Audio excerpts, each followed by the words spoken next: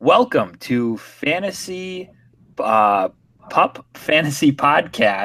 Physically unable to perform on that one. I'm Aaron Pankey. With I me am John Vitamus, and I would have played that one a little bit I differently. think I got a flag right off the bat. False start on False the start on the kickoff. Send them back 5 yards. Anyways, let's get right into it. We've got the Thursday night game.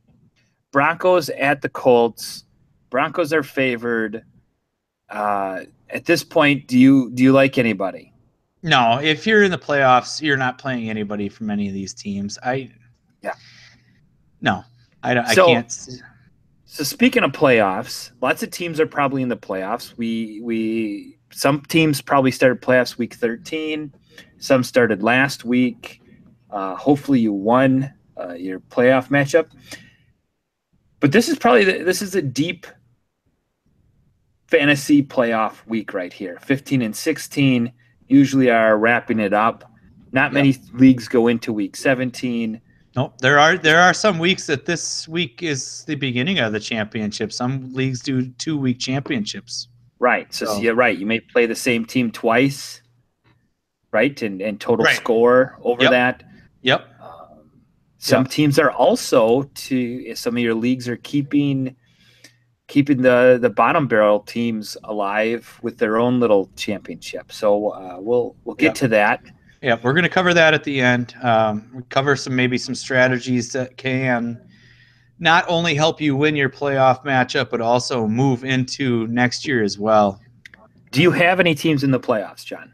I do. I snuck in as an 8 seed, and I absolutely kicked the ever-living snot out of the number 1 seed. I had Big Ben as my quarterback, and then every one of my position players scored a touchdown. So it was a beautiful thing. Yourself? We have 2 teams in the playoffs. One, I'm a 1 seed, I would say, and then in the other league, which the 1 seed team playoffs, those will start this week, and then I had a playoff week last week in another league, and it came down to I was up like 9 points, and they had the Patriots defense and the kicker, and they're the 1 seed, and I was like the 8 seed, and I'm like, it's probably over. I'm not going to win this game, right? I'm going to go to Miami, and I'm like, the only way is like if Miami has some crazy, if the score's like 17-10 or something, their kicker gets a field goal and defense gets nothing. Well, what happens in the game? They score 27 points. The Patriots get to 17, and I'm like, and then my buddy texts me, he's like, you got to watch this game. I'm like, so I turn it on, and if the Patriots just score, then if the Dolphins score, then the Patriots have less points because they lose points for their defense for giving up so many. So then I'm even a better spot. But then they end up kicking a field goal anyways. It's just so I lost by like a half a point. No. Oh, no. So it's okay. My team, I mean, 1 out of 2 ain't bad. Yeah. It sucks because I had Jay Stewart on the bench, but who starts Jay Stewart against the Vikings? Oh, not this guy. Week? Yeah, nobody probably did. So. Nope. All right, let's get into a few more games here before we talk more playoffs. All right. There are 2 Saturday games that you guys need to be aware of. Kind of the first one. Yep, absolutely. This is the greatest time in between the college regular season and the bowl season where there's even more football on in the NFL. The Bears are playing the Lions in the early game. The Lions are favored by 6.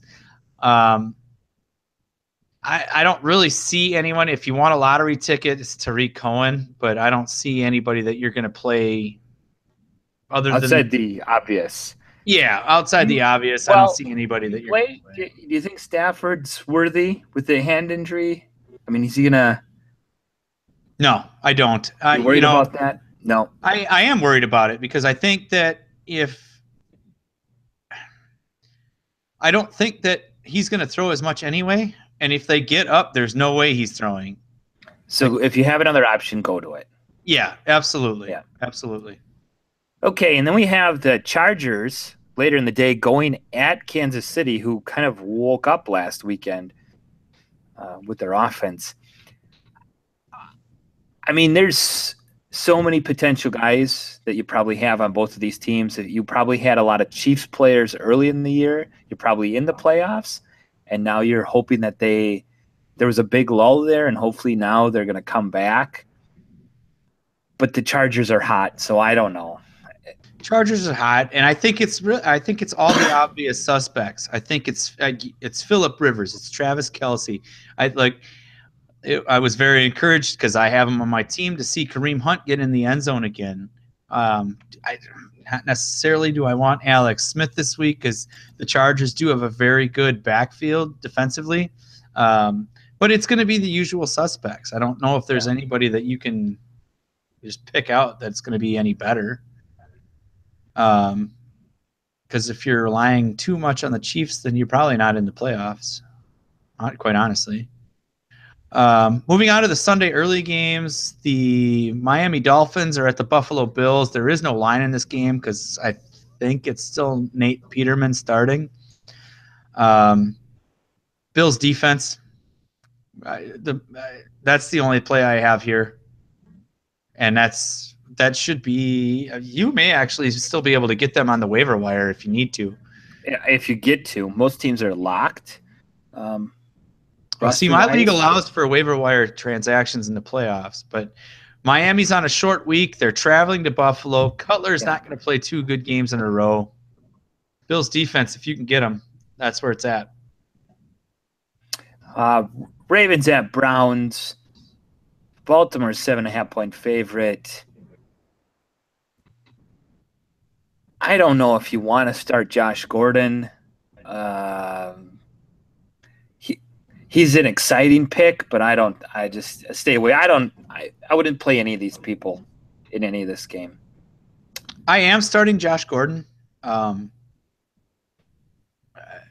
Just because he's that good, and Baltimore doesn't have Jimmy Smith right now. So, but if you're going to play DraftKings or if you're going to play daily fantasy, my wide receiver of the week is Corey Coleman. I think he gets freed up immensely just by having Josh Gordon around, and he's about $2,000 cheaper on DraftKings than Josh Gordon. So that would be my pick. If I had to take anybody from this game. Moving on to the Cincinnati Bengals at the Minnesota Vikings. Minnesota's favored by 11.5. I would take the Minnesota defense, and I know that's a no-brainer because if you have the Minnesota defense, you're playing them anyway. But there's just nobody else really that I want on this. So the Bengals, note on this, the Bengals activated Jeff Driscoll off of the IR, so they may be moving to McCarron and Driscoll and moving on from Dalton. Wouldn't be surprised.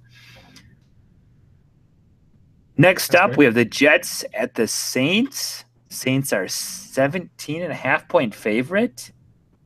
Let's see, you're probably playing all your Saints. I don't think you're playing a single Jet. So, agree with that?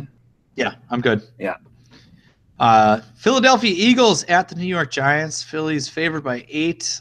I'm not scared of Nick Foles here. I don't know what your quarterback situation is like in the playoffs. Maybe you're still not sure about Aaron Rodgers coming back. But Nick Foles has been there, done that. That would be my quarterback of the week this week. Are you playing him in daily DFS? I would, absolutely. Yep. Yeah, there's some. I don't like this game. I don't know if I'd play anybody in here, really. There's nobody that reaches out to me outside of the obvious picks that you'd probably start. Would you take in daily fantasy only, would you take a super, super, super, super deep, dark throw in Davis Webb? Do you think like is Eli going to finish the season? I mean, if you're playing the Thursday through Monday, maybe.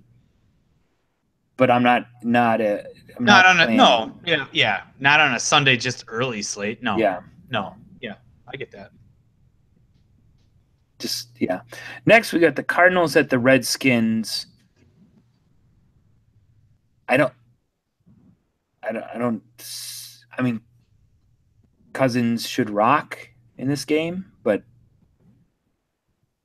otherwise, Yeah, I depending on the injury status of Adrian Peterson, Kerwin Williams, Samaje Perine, there's really nobody behind those guys. So you could play those guys, and volume alone should be fine. But and I'm Reed is no on the IR, so right. So it's not anything I'm worried about now.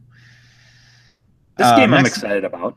this game you're saying about the Green Bay Packers are going to the Carolina Panthers. Panthers are favored by 5.5. The over/under is 44.5. My running back of the week is Jonathan Stewart in this game. I get that he has not given you a whole lot to be excited about all season long. He's not getting 3 touchdowns like he did last week, but he just put up 100 yards against a very tough Minnesota rush defense. And truth be told, the Green Bay Packers rush defense is not that great. So Agreed. I didn't start him, like I said earlier, in my playoff run that ended quickly at the hands of Jay Cutler. But if I would have won, I would be starting Stewart against the Packers. I agree with this. But I'm going to go with quarterback of the week, Aaron Rodgers. He's coming back, and he's going to have a lights-out game. 4 touchdowns. They need that game. That's what I'm going with. If Rodgers is out there, pick him up. Some people dropped him, so yeah, they did. I can't believe that. I find that very hard to believe. they did. Next up, we have the Texans at Jacksonville Jaguars. I don't even know who's starting for the Houston Texans at this point. TJ Yates. By the second quarter, it'll be somebody else. So just take Jacksonville defense and other. I don't know. Would you do? You know what? Here's the thing, and I know that I know the reputation that they have, but I'm going to take D.D. Westbrook among other pass catchers. D.D. Westbrook's role is increasing every week, and I couldn't believe this when I looked it up, but Blake Bortles last week threw 26 passes in a game. That's the first time he's thrown less than 30 passes since week 7. So if they're going to throw the ball just because there's 9-10 guys in the box to stop Fournette, D.D. Westbrook takes advantage of a very poor Texans defense. Fun fact, Chris Sims, expert, NFL expert, has Blake Bortles ranked as his number 70 quarterback in the NFL. I'm sorry, did you say 7-0? 7-0, yes, 70. Chris Sims has Blake Bortles ranked number 70. Where does Chris Sims have himself ranked on that list? Well, those are active NFL players. So he has himself at 68? That's what I thought. All right, moving on. The Los Angeles Rams go to the Seattle Seahawks. The Seahawks are a slight favorite by 1.5 points in this game. Robert Woods is supposed to return for the Rams. Give me Jared Goff. Jared Goff with more weapons against a banged-up secondary. I'll take Jared Goff. I'm excited to watch this game just as a fan. Oh, for sure. I don't think Goff is going to have that great of a game, considering the Seattle's front 7 is amazing. And they did have did they have a change at the line maybe? But Gurley's awesome, so he is. Gurley's awesome. I just keep going with him. Yeah. Next up, Patriots at the Steelers. This is another exciting game to watch. I mean, the fact that both of these games are on at the same time is tough as an NFL fan to watch. How does both this of them. game not get flexed to Sunday night? Well, because you got to have the Cowboys at the Raiders. Yeah, I don't know. That makes no sense. No, again, I ask. I don't know. But so in this game, I actually like the Steelers defense. I think they're going to take what Miami's playbook is to stop the Patriots, which I think is to not let Gronk be on the field. So if they can figure out how to do that early, get him ejected in the first quarter of the game, or maybe just like have a DJ with some lights on in the one end zone and he'll just stay there. Go with Steelers defense. I actually think this is going to be a shootout. I don't think either defense is going to be able to stop either offense. I particularly like Juju Smith-Schuster. New England is coming off a short week, and they very much struggled versus Jarvis Landry in the slot, specifically in the red zone. So I would take Juju. I will be starting Juju in my playoff matchup, but that's also because I have Big Ben as my quarterback, and I'm hoping for 2 scoops. So, and the Steelers need this game. Home field advantage. Yes. And just put it in the Patriots' mind that we're going to win this division. Absolutely. Or the conference. So. Yep. Next on the slate is the Tennessee Titans versus the San Francisco 49ers. The 49ers are favored by 1.5. I don't really have anything to go on this game. The biggest question for me is, will Garoppolo continue to win? Like, I don't. But he's undefeated. He's undefeated. Even if he doesn't continue to win, I think he continues to produce. But I don't know what that means for any of the other San Francisco skill players.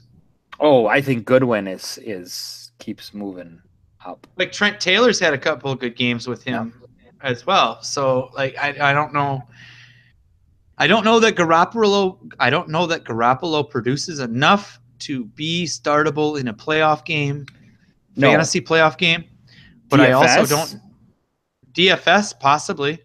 But I also don't know that he boosts everybody else enough to start in playoff games either. No, not yet. But I would not be scared of a DFS stack with Garoppolo and Goodwin. No. To be able to play other players. Oh yeah, right. Right. Absolutely. Sunday night, we got Cowboys at the Raiders. Cowboys are favored. This is a bad Sunday night game. It's awful. I don't want to watch this. I would much rather watch New England versus Pittsburgh or Los Angeles Rams against the Seahawks. Do you like anybody? You want anybody? You No. picking up anybody? No. Nope. All right. Nope. Let's go to the Monday night. All right, Monday night, we're going to the Falcons. We are going to the Tampa Bay Buccaneers. Falcons are favored by about a touchdown. I'll take Mohamed Sanu just to avoid the obvious Julio Jones. Then I'll take Julio because... Well, Sanu just had 8 catches for 64 against Tampa Bay 3 weeks ago. Tampa Bay doesn't like to defend the pass at all, so that's what I'm. Julio may have 200 this week. It is very quite possible. Yes. All right. So quick game of Would You Rather. All right. So if I gave you the choice, Aaron. Yes. Would you rather have the Cincinnati Bengals head coaching job or the Tampa Bay Buccaneers head coaching job? Well, now when I read this, I actually thought that maybe it's more of like a GM decision, right? Because you're not necessarily a coach. I'm not calling the plays, but like what team would you rather sort of start with? All right, and you're right. Okay, that's fine. You know, the Bengals, to me, offensively, have a superstar wide receiver, elite wide receiver. Yep. Maybe an up and coming running back in Mixon. Not not sold on him yet. I know a lot of other people are, but I'm not. Even if you're sold He's on a him late as an pick. upside, you still have to worry about his character thing. Yes. That's fine. That's fine. Yes. And then I don't feel like you have much else, right? Yeah, I mean, they have 2 other draft picks, right? Ross. You got some solid defensive players to work with. Well, sure, but fantasy wise, well, or just either way. Anyways, you got some defensive players, but you have some young receivers. But you don't feel good about them yet because none of them have done anything. Sure. On the other side, in the Buccaneers, you have Mike Evans, who showed glimpse of being elite for one season. Stud. Um, Except for that you can't trust Jameis Winston. you can't trust the quarterback, but the quarterback you'd still take him over quite a few of the other quarterbacks, I think. Would you? Well, yeah, going back to his last year at Florida State, I mean, he won. He's kind of a winner. He's ugly. It's ugly. It's almost like Big Ben, right? Like sometimes they're ugly wins, and you don't really like the way he plays, and all of a sudden they end up winning the game. But they need help at running back. Big Ben has never eaten a W. No, he hasn't. He's got his mitts on a big sandwich though. That's why. So I think I'm going to take the Buccaneers. I think there's more to work with there because you have a young quarterback you could still mold. You have a pretty good receiver, and you need it's a quarterback-driven league, and that Bengals just don't have it. I agree with McCarron. I got to see more McCarron. I agree with you that Andy Dalton is not the quarterback of the future for the Bengals or really for any other franchise. But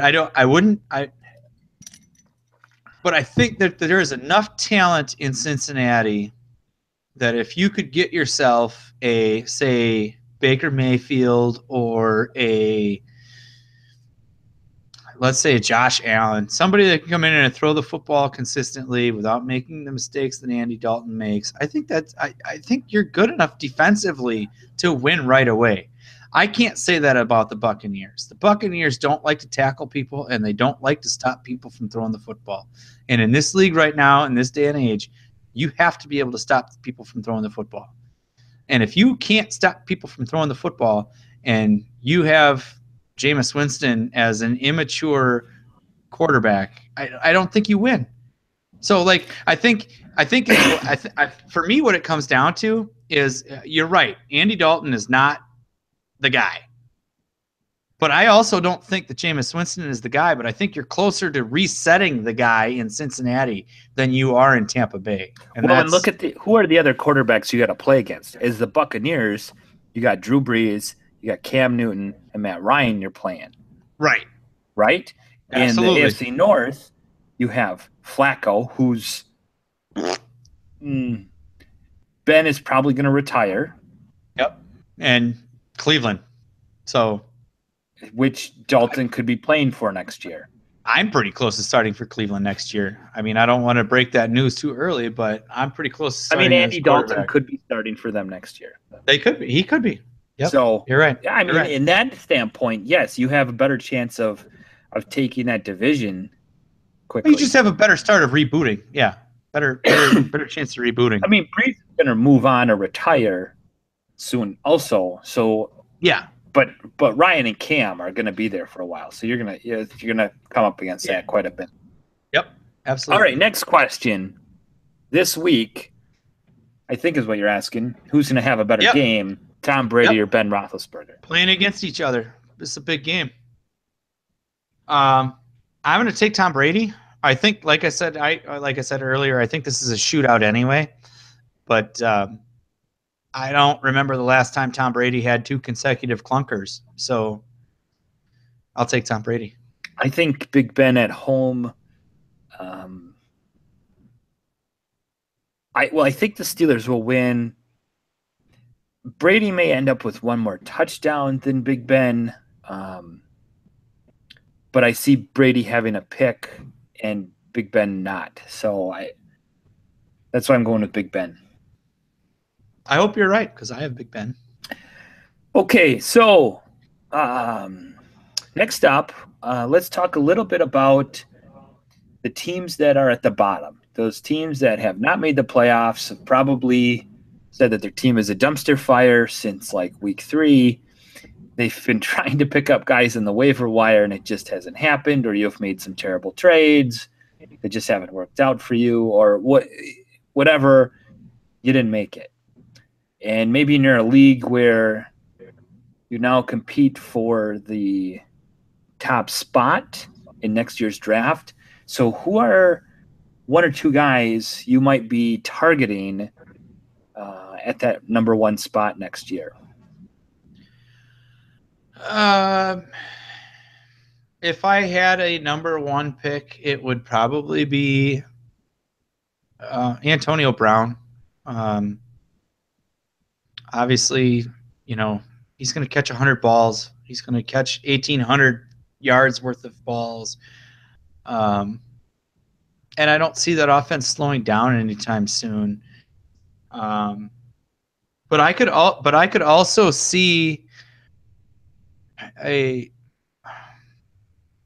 well, if Big Ben's gone, that changes it dramatically, doesn't it? Well, depending on who they get, right? If they get a veteran, and obviously if Le'Veon Bell leaves, that changes things too. I don't think they could be as foolish as to let Le'Veon Bell walk, but it depends on how much money he wants, I guess. But I could see a situation where the Falcons try even more to get Julio Jones the ball, but he's got injury concerns there. So I don't necessarily know that that's where I would want to go either. The guy that comes to my mind, so you said 2 there, Julio or Brown. Right. Which Julio's always going to be in that top 6 discussion. Right. Same with Brown. Yep. I think people are going to put a lot more stock into Gurley. I don't know if he's going to end up going 1, but he's going to definitely be top 5. I could see that. He's had a breakout year this year, and obviously I don't think there's anybody that has – I don't think there's an offense that has been more overhauled this year than the Rams being overhauled by Sean McVay coming in and coaching that team. And I think just purely the fact that he's the bell cow and he's getting a ton of receptions, just like Le'Veon Bell. Right. So Bell and Gurley are probably your top 2 running back picks next year because of the same thing. They're catching a lot of passes and they're running a lot. Bell cow guys. Kamara for me, who also is going to be super hot. He splits time. Kareem Hunt. And he can't possibly have as good a year this next year as he's had this year. And Kareem Hunt is going to have – I mean, they may go back to sort of a committee too.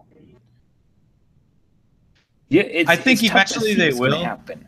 Yeah, I think eventually they will. But I think Kareem Hunt's cooled down in the last 8 weeks enough that he may not be the hot name going in to next year's draft. But interestingly enough, and if your league still allows you to make waiver claims during the playoffs, and if you have a keeper league, there are some names that you could probably go look at as far as possible keepers. Like you can get David Johnson from Arizona, right? Like, I mean, that would be probably the number 1 guy I would want to pick up. If that guy's on my waiver wire because somebody who was silly enough to drop him, I'm going to take him. No, he's probably not coming back for the rest of the season. That's fine. But if I have a chance to keep that guy going forward, I'll do it. And for me, I would go and get Corey Clement right now. Looking at Philadelphia's running back situation next year, LeGarrette Blount is probably going to be gone. Sure, but Jay Ajayi's not. Sure, they have Jay Ajayi, but I'm talking you got a keeper league he's worth picking up at this point and seeing what happens in the offseason. So you have to make some more of those decisions. I could see. Oh yeah, I could see that. Just keeping yourself safe, give yourself more options. I could see that. Yep. Yeah, Just sure, giving absolutely. yourself another option. Yep. I think he's down the line is going to end up being the guy. I mean, that's what they drafted him for. You got to start looking at what the GMs did, and if the GM are staying there, which the Eagles GM and coach are going to stay there for a little bit with their success now. Absolutely. Their plan was to sign Clement to be the starting running back. Yep. They had an opportunity to get Jay Ajayi, so they went and did it because they saw Blunt slipping, which they know. I mean, you haven't seen him, so that's the replacement. So that's where I think it's going to go. Yeah, absolutely. One more name, just throw it out there, and you actually just mentioned him while we were talking about the Bengals, is John Ross. The guy's got speed to burn, and he just couldn't stay healthy this year. But obviously, if you can stay on the field, you're not going to see any double coverage because H.A. Green's going to draw all that. So that might be a name to look at as well. Mm-hmm. All right, let's get into our DFS headliners this week. Right on. My DFS headliners this week. My quarterback is going to be Nick Foles. Like I said before, he's been there, done that. He knows how to start in this league, and he knows how to beat the Giants. So he's only going to cost you $5,500 on DraftKings. My running back of the week is Jonathan Stewart from the Carolina Panthers. He's only going to cost you $4,100 this week. Like I said, I don't expect him to score 3 touchdowns, but I expect him to have at least 100 yards. And my wide receiver of the week is Corey Coleman. He costs about $2,000 less than Josh Gordon does. And if last week's game against the Packers was any indication, Corey Coleman's going to spend a lot more free time roaming completely uncovered because everybody's going to be worried about Josh Gordon. So those would be my headliners. And I'm going to go with Joe Flacco, $5,100. Just a cheaper option at quarterback this week, and decent matchup that he's going to have an opportunity to throw the ball around against the Browns. Then I'm going to give you a whole list of running backs that are going to be at a cheap price because you're going to want to go and get some of those Patriots, some of those Steelers. You're going to want to get Lev Bell. You're going to want to get Antonio Brown. So I'm going to give you some options to go get. So there's Wayne Gallman, who plays for New York, running back, $3,900. You could go get Corey Clement, who I talked about, at $3,900 for the Eagles. You could go get Buck Allen at $3,800. You could get Tariq Cohen, who was one of your running back that you talked about earlier, for $3,700. And my favorite pick, James White, at $3,600. The Patriots feel the safest with James White in the backfield, and especially if it's going to be a shootout, they're going to be throwing the ball, and James White's in there. So those are a whole list of running backs you could go get to match with your rich guys. Your rich guys. And then your wide receiver that I like to go get is Zay Jones for $3,900, as the Bills are going to go play are going to stay home, I think, right? They're going to stay home for Miami. Yep, they host Miami. Yep. They host Miami, and it may snow, and there may be another foot of snow in that game, which was amazing to watch. I got just glimpses of it. There's no better football to watch than when that stuff happens. So another cheap option to go let you spend some money somewhere else. Yep. So, all right, well, that's what we got for you this week. We wish you the best of luck. Hopefully you all made it to the playoffs, and hopefully that you win this week. You win your matchups. You move on to a semifinal or a championship matchup. Hopefully you cash all your tickets and your daily fantasy lineups as well. And for Aaron Pankey, I am John Vitamus, and we will talk to you again next week, hopefully previewing some fantasy championship matchups as well as some more daily fantasy matchups. So good luck, everybody. Have a great week. Good luck out there.